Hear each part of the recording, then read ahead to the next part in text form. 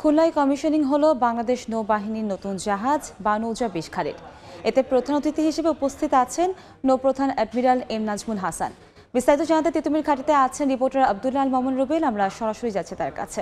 রুবেল,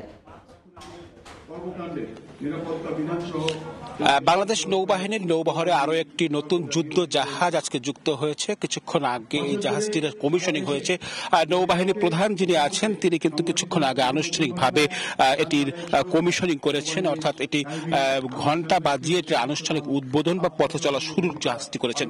আমরা এই মুহূর্তে ছবিটি দেখাচ্ছি যে নতুন যে যুদ্ধ জাহাজ এটি কিন্তু খুলনা শিপইয়ার্ডে এটি নির্মাণ করা হয় এবং এই বানৌজা ২০ খালি এই জাহাজটির নাম, যে নামে একটি জাহাজ বাংলাদেশ নৌবাহিনীতে দীর্ঘদিন ছিল।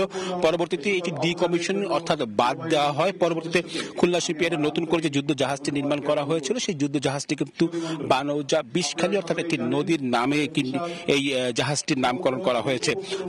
কিছুক্ষণ আগে এই জাহাজটি কিন্তু নৌবাহিনী প্রধান যিনি আছেন তিনি এখানে এসে এটি আনুষ্ঠানিকভাবে কমিশনিং করেছেন এবং এখানকার এই জাহাজটির যিনি অধিনায়ক তার হাতে কিন্তু এটির পরিচয়পত্র তুলে ধরে দিয়েছেন।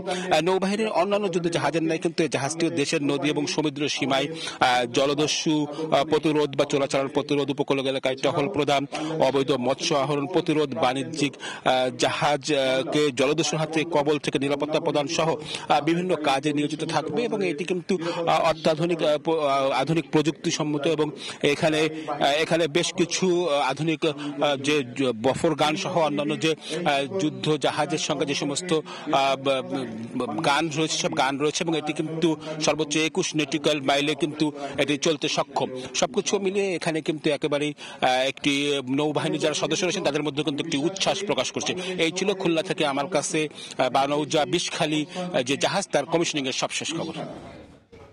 আমরা সরাসরি যুক্ত ছিলাম খুলনা থেকে।